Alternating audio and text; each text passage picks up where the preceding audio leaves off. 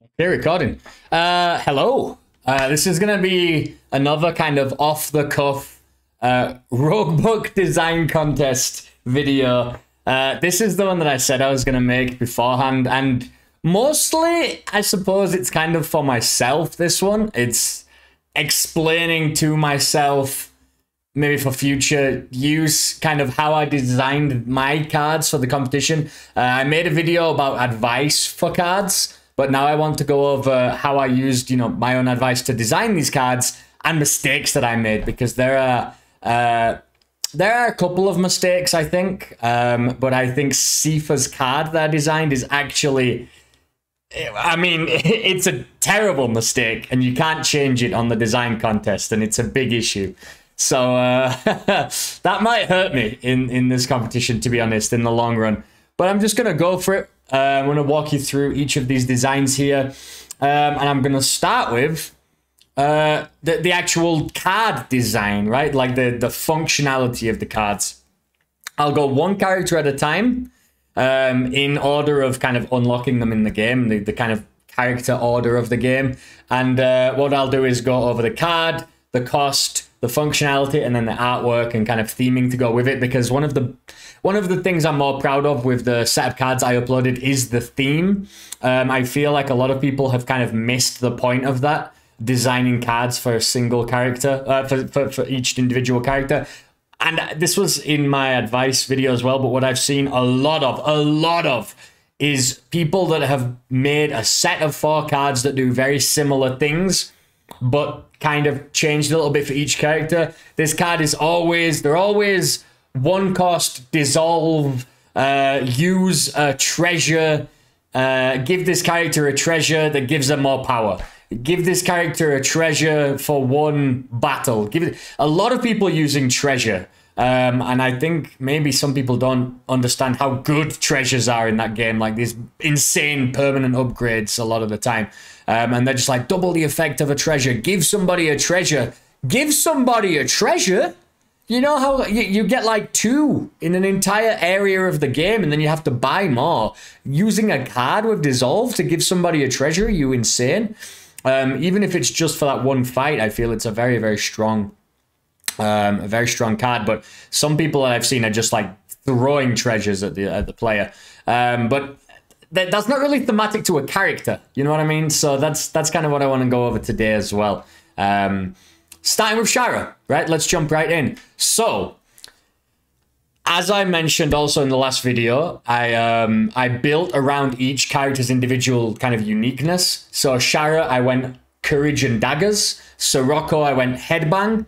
Sifa, I went Rage. And Aurora, and healing actually, and kind of like giving up life to get something, which is Sifa's big, a big part of Sifa's character, and Aurora, which is Sips and Frogs. But anyway, Shara starts with a dagger. She's using daggers.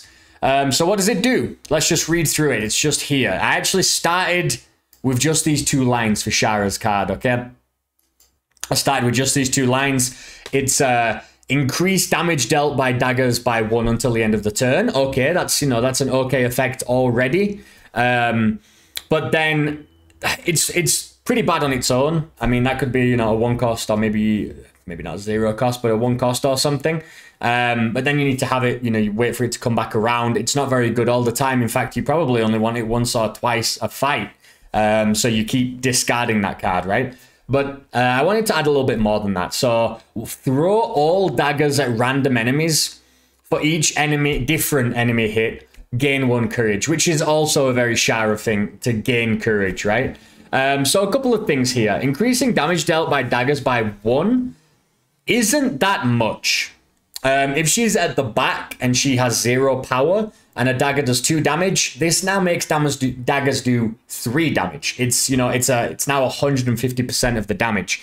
But if she's at the front and she gets the 3 power boost, each dagger does 5 damage anyway, and this only makes them do 6 damage. So if you have 10 daggers at the back, it goes from 20 damage to 30 damage. If you have 10 daggers at the front, it goes from 50 damage to 60 damage. Not that big, really.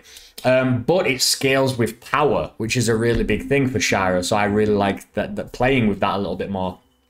And but then because I kind of like to play with taking away things from the player as well, I decided why not use all the daggers automatically though. One of my favorite things about the daggers is I can build up a bunch of them and then I can pick off the little characters at the back that are kind of, you know, difficult to hit.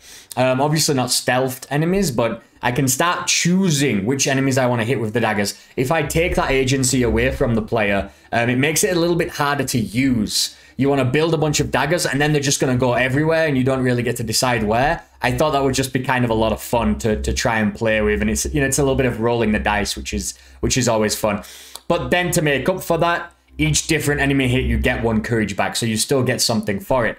Then I thought that's an okay card, but you can't use it all the time, and I do like to be able to use cards a lot. I thought, why not also just add a dagger to your hand first? So whatever the card does, at least you have 1 dagger at the beginning, which means if you're at the back, this just does 3 damage to something and gives you a courage. Not the worst thing in the world, not the greatest really. Hit a random thing, 3 damage and a courage. Courage is big though. Or if you're at the front, deal 6 damage to something random and gain a courage, right? But then I thought another tricky little thing to do with Shara would be to give this card ranged by default. And that's kind of more teasing the player than anything else. I just thought this would be a lot of fun to tease the player because Shara doesn't want to play ranged. She wants to be up at the front. And she wants, because she gets that power boost, and she wants to do a bunch of damage with these daggers. Every single dagger is plus 3 damage if she's at the front. So every, you know, you have 10 daggers, it's plus 30 damage if you're at the front. But giving her the ranged and making the card a 1 cost at the back, I thought would just be kind of nice. Because if you're just going to throw this card out because you've really got nothing else, it's a 1 cost. You made it a 1 cost by doing that, and at least you gain a courage back for it. So it's not like the worst thing in the world. So it's kind of making up for the flaws of the card, but also kind of playing against what Shira does. And I just thought that was a lot of fun. A 2 cost because you know, this can end up doing a lot and giving you a lot of courage. I mean, you could end up with 4 courage from this card and dealing, you know, plus 10 or 11. Oh, well, you get a dagger as well. So plus like 16 damage or something to your stack of daggers that you're throwing about everywhere. And like 4 courage. So I thought, you know, 2 cost isn't the worst thing ever. And then Wild Fling, I decided to call this as a play on Wild Thing, which is kind of very Shara. She's just, I don't know, I like her personality. She's kind of a noble knight, but also, you know, throwing out all these daggers and going crazy with the dagger storms and stuff. I thought just a wild throwing of daggers everywhere was very cool. Wild Fling, obviously just playing on like I say, on Wild Thing. But then also the art for that, I thought I could have a lot of fun with. And we made this. So this is, you can't probably see this very well, but this is what the design was like when we drew it. So I drew this with my girlfriend Kim on the iPad. She helped me out. And then I just very quickly just colored it in on Photoshop. What I wanted to do with these images is definitely not create design. And I have seen, if you go to the Roguebook contest, some people have made incredible work. In fact, I think I'm still at the top. I'm still at the top. But the second place, where a lot of people have done, you know, a little photoshopping stuff, or some people like this one have used, they've used art from Faeria, this team's first game, or other game. It's still going actually. But this person did all their own artwork, which I really like. But at the end of the day, these, you know, I'm not really a designer. I'm not a graphic designer in that sense. I'm not very good with art. All I wanted to do is to get the idea across of what we were doing. And obviously the Roguebook team would go from there. So I just wanted a bunch of daggers flying around everywhere. And if you look at, oh, what's the card called? Fan of Knives. Shara's Fan of Knives. She's throwing out like 3 or 4 daggers. I was like, damn it, that's like the perfect artwork. So instead, why not just make it look like it's just, you know, daggers are just flying around everywhere. Just the kind of concept-ish. Get that across. I think Shara's card came out very well, honestly. I think it's thematic to her. It uses her unique flavor. I think the artwork makes a lot of sense. And where is the actual card? Let's have a look at it. I think the artwork makes a lot of sense. I think adding the dagger, then increasing damage by all daggers, because one of my favorite things to do with Shara is getting a bunch of daggers all at once and then throwing them all. So taking away that agency once again, gaining courage from that. and then playing against the player a little bit, like pushing against them and adding that range as kind of a tease. I just thought that came out really well. Balance-wise, I think it's decent. It's not going to be a card you always want. For sure, you are going to want kind of a dagger deck. Otherwise, you know, this isn't really going to fit in there. It's a very kind of dagger stormish card where you just want to build it around that. It's not just a card that you can kind of throw into any deck. I think it came out pretty well. Moving on, Sirocco. Another card I think came out pretty well. And actually, the last card I designed, I had a lot of trouble with Sirocco. I was thinking, how do I build a block card? And I ended up not doing a block card at all, which maybe is a bad thing. But I really, like I say, I want to play with the uniqueness of each character. And although Sirocco does, like to block, I wanted to play with headbanging. So this is a card where I came up with the name of the card before I came up with the effect. Mosh Pit. So Sirocco's a drummer. He has a bunch of cards, artwork on cards where he's hitting drums. Headbang, of course, has this, you have the devil horns image. I was like, okay, Mosh Pit. This is going to be a lot of fun. It has to hit all of the enemies because it has to be a thematic with Mosh Pit. But how much do we hit the enemies for? Well, doesn't matter for now. Then I wanted to add a headbang to your hand once again for each enemy hit, right? So you hit every enemy, then you add a headbang to your hand for each enemy hit. And that's not the worst thing ever. I think that's not like a super overpowered card, because even if you hit 4 enemies and get 4 headbangs added to your hand, headbangs are not, I don't think they're that great. You need to keep going back and forth to make them 0 cost. But I don't think they're super, super good. You can get them there, but they're not always amazing. So adding quite a few of them to your hand at once I don't think is broken in any way, but I think it's also very thematic. I like having a lot of stack cards like Headbang so that you can use them to discard as well if you need. In case you want to keep a card that has a bit more utility, it's easy to discard a Headbang.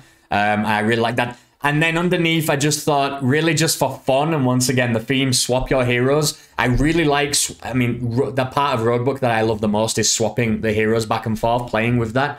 And I thought, swapping your heroes as an effect is really fun. The only card that I really see that does it, besides, blocks and charges, retreats, the cards with the keywords on, is Quicken, which is one of Aurora's starter cards, and it has swap your heroes. So no matter what, you swap heroes. I find that to be an incredibly powerful ability sometimes, because it allows me to decide where I want them to be. And I think that would be really good for a Sirocco card. A lot of the time, he ends up at the front because he's blocking. But sometimes you just need to be able to get them into position where you want them to be. And having that kind of force swap, I think, is really valuable. Then, for a long time, I was thinking, how do I damage? How do I sort this damage out for this card? How much damage should it do? I looked at the cards in the game. 2 cost does like 25 damage or something, or it does 15 damage to all enemies, right? Well, okay, so I do 15 damage or something like that. I don't know. It was kind of hard to figure out and balance. It wasn't very interesting. I just, having a solid number there. So what I did is I was thinking about, well, he's a blocker, but he also tanks a lot of damage, a lot of the time for me anyway, because he just has so much more life. So what if we, once again, kind of tease the player a little bit by having it deal half of Sirocco's missing life. So say he starts with 70 life, he's missing 10 life. This is going to hit all enemies for 5. And that's very weak. That's very weak because it's a 2-cost card. So 2 cost, 5 damage to all enemies when other cards are doing 15. And I know this does extra things as well, but that's not great. But now he's missing 60 life. You're on the verge of defeat. Now it does 30 damage to all enemies. And what happens here is it's funny because the card gets better and better and better as you go, but it kind of evens out in the middle of his life bar. So he's missing 35 life. He does like 17 damage to all enemies. And that's where it's kind of balanced and on par because, you're still doing a little bit more than 15 to all enemies, but you're also missing life to do that.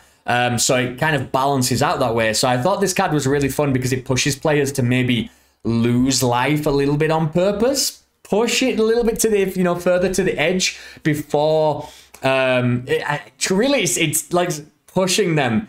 Are you sure this is going to be okay? Is it safe to just take another hit to be able to deal out a lot of damage? And then once you've defeated every boss, this card's going to get worse again. and then you've got to kind of start getting worn down. So this card is not just, it doesn't just get better as you start losing, but you can make it better by taking a couple more hits instead of blocking. And once again, kind of teasing the player into maybe a worse position, you know, for them, for, you know, to play with this card, a little bit of fun of this card, I thought was a really interesting idea.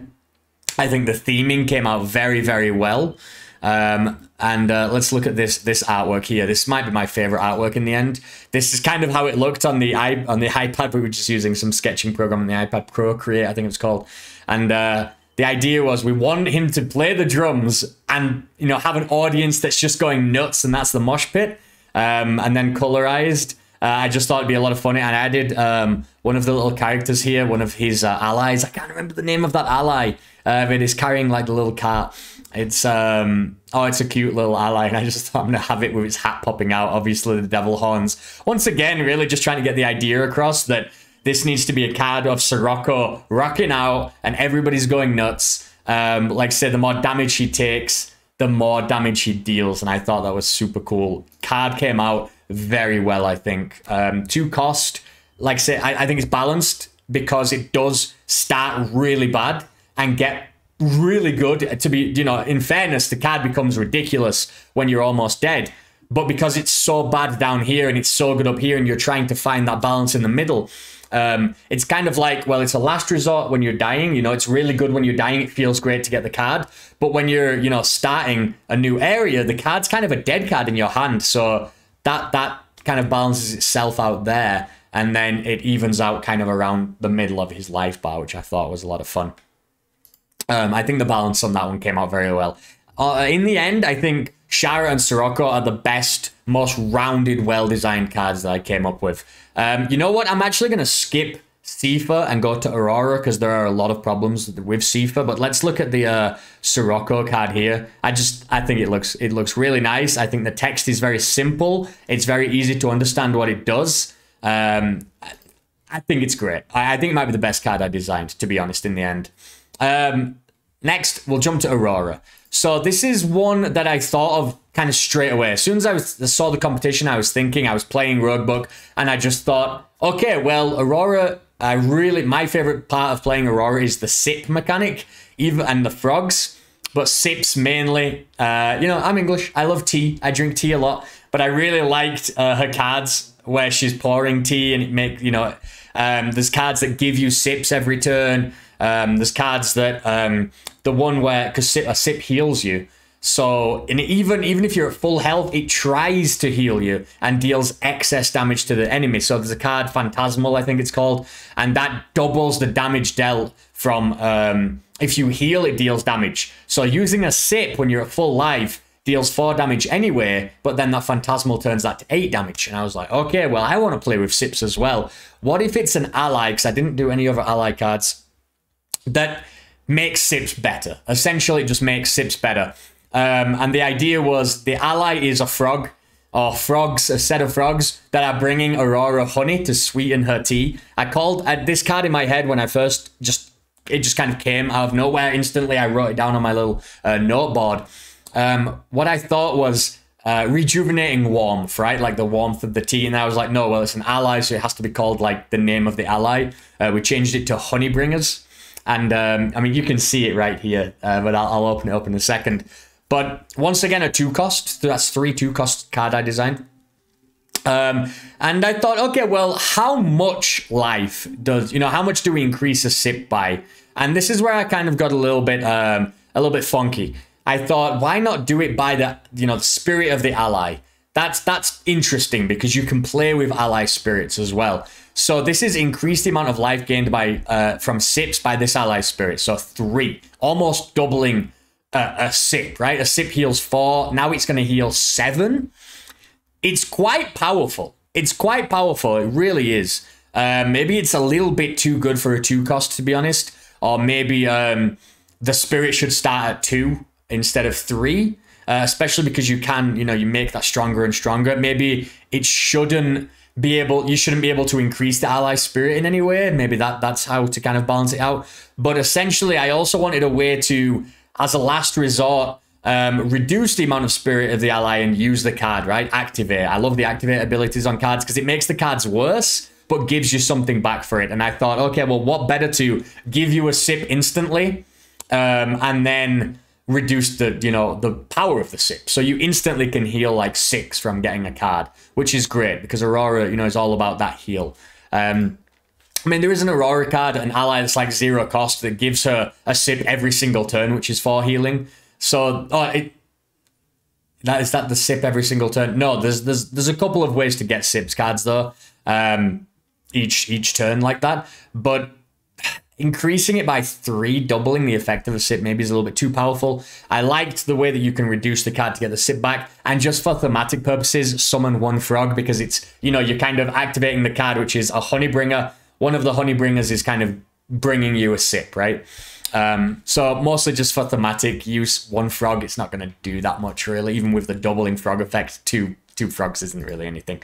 But I really like the theme of this card as well. Once again, it felt very Aurora, make the sips better. Because when you look through the game, there are not that many ways to get sips, you know what I mean? It's not like daggers, and it's more like headbangs. There are only a couple of ways to get headbangs. There are way more ways to get daggers. There are only a couple of ways to get sips, and sometimes I want to build a sips deck, and I just don't find the cards. It's as simple as that. I don't find the cards. Having another sips card in the game is I love that, but then also making sips better is great. Like I said, this might need tweaking in terms of cost or ally spirit, or not being able to increase spirit. Maybe it needs nerfing a little bit in some way, but I actually really like how it came out. Once again, very Aurora feeling. And this is how we designed. This was the first card we designed. We wanted a honey pot. We wanted a frog eating the honey, or looking gross eating the honey, and then just having a silly playful frog up top. There are a lot of cards with frogs in them, and they're always so ridiculous looking, and I just kind of wanted to play around with that, so this is what Kim and I did. And then, like say, I went and colorized it. I had to move this frog down the side, because when I looked, when I started putting the cards together like this, you can see that his face was covered up by this banner when I put it into like a fake design that I screenshotted this from the game and photoshopped it before I uploaded it onto the website and stuff. So this is what it looked like then, and I realized I need to change the design a little bit first. But I actually really love how these guys came out. I think the Roguebook team would be able to make a really cute thing out of them. So Aurora's card, iffy. Really love what it does. Really love the theme. I think it might be a little bit strong, but it's very easily fixable as well, I think. Like say, you can fix the ally spirit, starting spirit. You can make it so you can't gain spirit. You can increase the cost directly, right? That's always an easy way to fix a card, but I think there's a couple of ways in there to do that. So I like the card, and it can be tweaked as needed. But I just think it's beautiful. It's super playful. I like that a lot. Last and very much least is Sifa's card. The problem with Sifa's card is I had a bunch of ideas of what to do. In fact, I have some rejected designs down here. So turn all stacks into daggers was a rejected card design I had for Shara. And it would be 1 or 2 cost. I was thinking about that. But the problem was Sifa doesn't have any stacks. So this would work with headbangs, it would work with sips, but it wouldn't work when you had Sifa in your party, so it was kind of useless. Because it really needs to be a card that works no matter what, right? You can't just have a card that's just garbage with 1 character. It felt very silly. So I just kind of, threw that one away. And then the one that I actually wanted to do for Sifa was a 0 cost card that heals 1 life, because he has a couple of heal cards. But you take a lot of damage as Sifa. You want to take damage. And honestly, sometimes it's kind of hard to balance that out with healing. It's not, it's not very easy, but you want to take damage. So I wanted to have a little way to heal a little bit. So heal 1 life, gain 2 block, attack for 3, right? So 0, 1, 2, 3. That was kind of the theme that he was, the counting 0, 1, 2, 3. And then the rage effect would be repeat this 4 times. So now you're going 0, 1, 2, 3, 4, right? And I really liked this card, actually. I think, it goes from, you get 1 life, you get a bit of block, and then you attack for a little bit for nothing. I really like it. But if you can now heal 4, and you get 8 block, and then you attack for 12. It's a bit of everything. You know, you have a rage effect with Sifa that does like 60 damage. You have, you know, or you just do like 25 damage and it's like a 1 cost. You know, he has a lot of really powerful cards. So only getting 12 attack for a rage is not great, but because you get the bit of life and the block at the same time, I really liked kind of the way this was, especially for a 0 cost card. I wanted to make a 0 cost card. I did kind of because I wanted to call the card Dark Zero, because obviously I wanted to kind of get that name in there somehow, but also I wanted to make a 0 cost card. I think they're very interesting because they're very hard to balance, because it's a card that basically you want to be able to use every turn, but one that's not ridiculously, you know, too strong, because it's so good at 0 cost. You can use it for free. And I think this one was great, honestly. I think this was a nice effect. And honestly, if I could go back to the contest, I think I would have uploaded this one instead. The reason I didn't is because it didn't play with Sifa's rage. And when I showed this to a couple of friends, in fact, I also showed it to Aquablad. You might know him online, and he was a community manager for the Faeria team for a long time. And he's played a bit of Roguebook himself, but obviously worked very closely with the Roguebook team, not when they were on Faeria. And I asked for his advice, and he said, well, you should try to make it, you know, work with the characters as well. And I felt the same. So once he'd also said that, I was like, all right, I'll scrap this idea.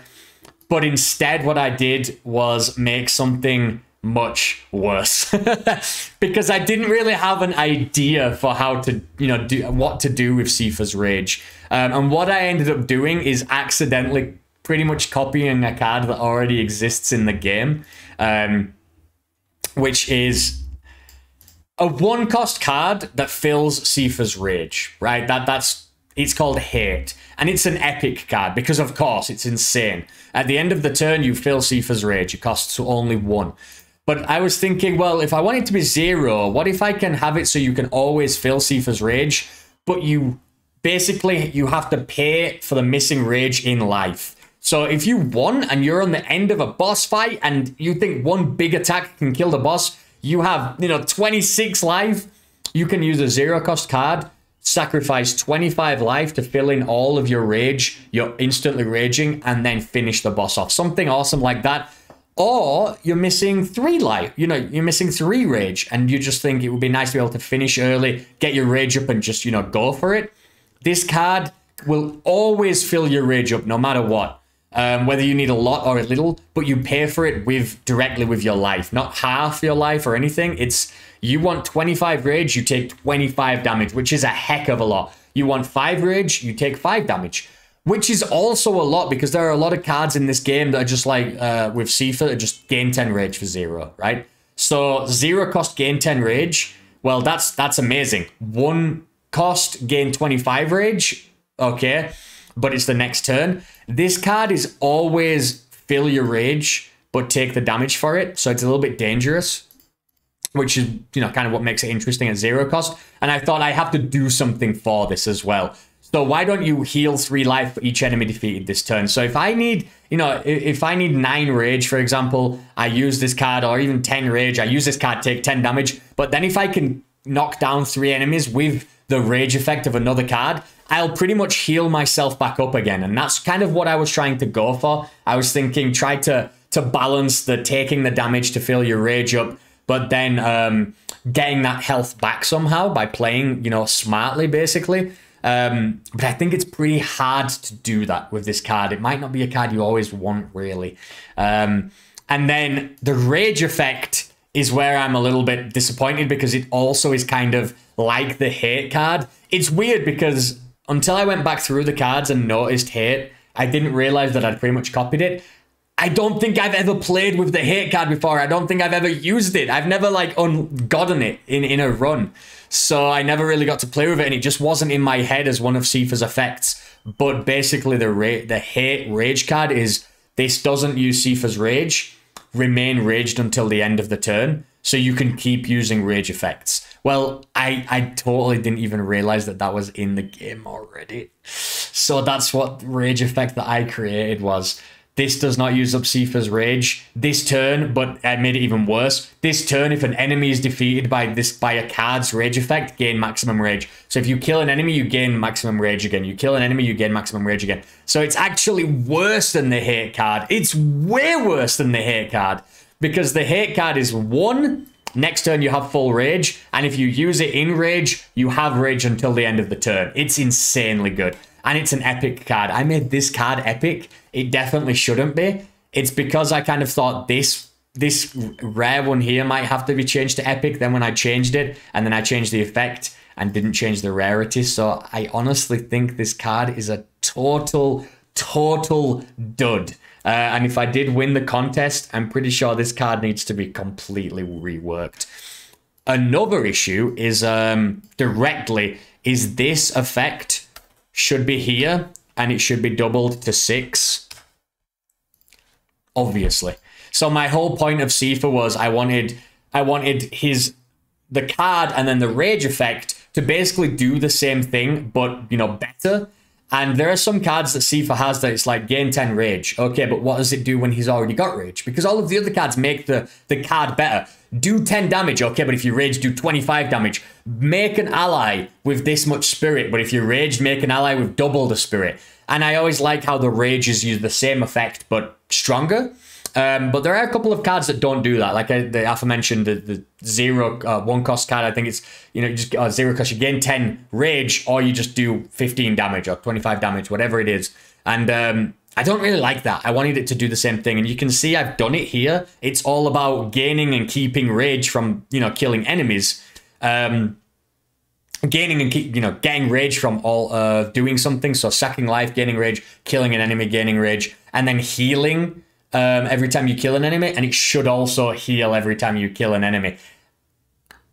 And just going through the cards and designing them, I left off this text by accident. I completely hadn't realized that this was here, that it wasn't here, and I've uploaded the card like that as well. You can see it doesn't have the 6 healing. So this card is not only a bad card because it's I've missed out a big part of the card, but also I think it's kind of a dud because it kind of exists in the game already, and I would love nothing more than to be able to replace it with this effect here. And maybe this could even be changed a little bit. Instead of, you know, gaining 2 block, maybe you gain rage, right? Gain 2 rage, but then you'd have to change it on the rage effect from gaining 2 rage to something else, right?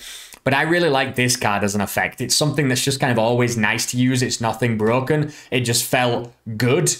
But because it didn't play with what Sifa's good at, it kind of just was a bit of everything, which is what I wanted to do. I spent a lot of time working on this card and balancing it, and I think it came out pretty well. And then when it got sacked, and I was like, well, I need to upload some designs, and I started working on the card and forcing creativity. And I didn't really have an idea, a concept there.